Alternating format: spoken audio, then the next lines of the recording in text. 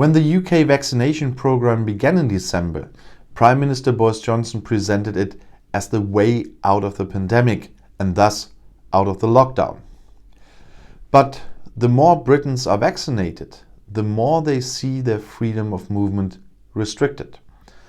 After the government announced that it would be forced to stay in quarantine hotels for Brits returning from risk countries, and they even tightened the rules this week, several negative corona tests are required upon entry.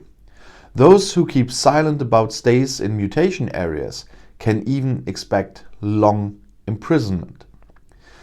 The British government is tightening its travel regulations in the coronavirus pandemic and threatens high fines and even imprisonment for violations. In addition to a negative corona test on arrival, people traveling to England will in future have to present 2 further tests during a 10-day quarantine. The British Health Minister Matt Hancock announced on Tuesday in the House of Commons in London that this will be the case. PCR tests are therefore planned on day 2 and day 8 of the quarantine and must be booked via an online platform before starting the trip. Travellers have to pay for the cost themselves. The new rules should come into force next Monday.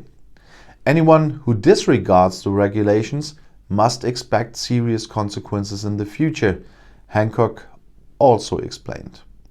Fines of up to £2,000, that's around €2,280, are threatened if tests are not used. Up to £10,000 must be paid if the prescribed hotel quarantine is not observed.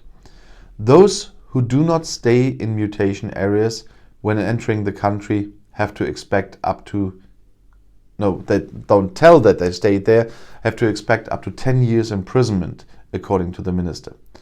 With the measures, London wants to further reduce the risk of introducing virus mutants. So if you don't say you came from South Africa, and you did, have fun. Even now, anyone entering the UK must present a negative test result no older than 72 hours upon arrival. Entry from 33 mainly South American and African countries is only allowed for British nationals and people residing in the United Kingdom. From next week onwards, they will have to spend their quarantine period in a hotel, as I said. The stay must also be booked in advance and paid for out of pocket. For one person, the cost is £1,750, that's just under €2,000. In Scotland, this regulation should even apply to all travellers from abroad. So far, the government has signed 16 hotels with 4,600 rooms available as of Monday. These would probably be occupied after a few days. The total number of rooms required is estimated at around 28,000. Many hotel administrations are said to react hesitantly. Some only want to participate if all of their hotels are fully booked by the government. Others fear for their reputation. So far, it has mainly been the threat of high prison sentences for false statements that has been met with protests. MP Stephen Baker, who represents the so-called lockdown skeptics in the Conservative group, spoke on Wednesday of virus suppression at all costs and begged the government to pause. At some point, we have to turn our common sense and find our way back to moderation, he said. Former President of the Supreme Court, Jonathan Sumption, accused Health Secretary Matt Hancock of losing touch with reality. This connection is finally broken, he said.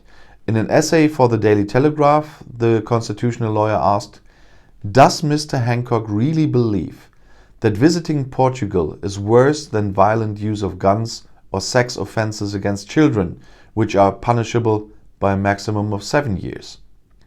Two former Attorney Generals, Geoffrey Cox and Dominic Grieve, also drew attention to the disproportionality of the sentence. Grieve is one of the few critical voices from among the Liberal opponents of Johnson.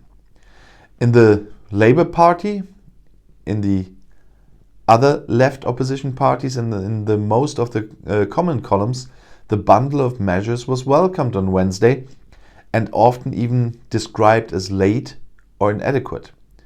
The Scottish First Minister Nicola Sturgeon announced that the quarantine hotels in her area of responsibility will be made mandatory for everyone, regardless of where they are coming from.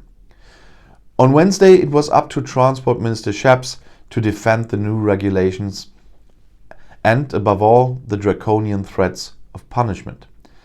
Up to 10 years in prison reflects the serious nature of the offence, he said in the BBC. After all, the offenders would deliberately provide false information and thus endanger public health.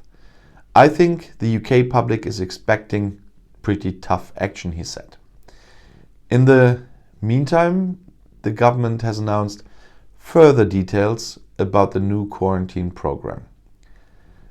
According to this, entrants must book special hotels selected by the government prior to their arrival in the kingdom. And as I said, the costs of the 10-day or more compulsory stay, which was initially quoted as a maximum of £900 and is now more, is likely to almost double, especially when the compulsory tests and transportation from the airport are factored in. And once again, travelers who do not appear in the quarantine hotel despite their duty face a fine of up to £10,000 as well. And in the most cases, I lack some compassion because nobody needs to do some holiday trips now. If they're really essential business trips, there's not so many, I believe, that have to happen right now. For them it's bad, but who travels now just for fun is an idiot.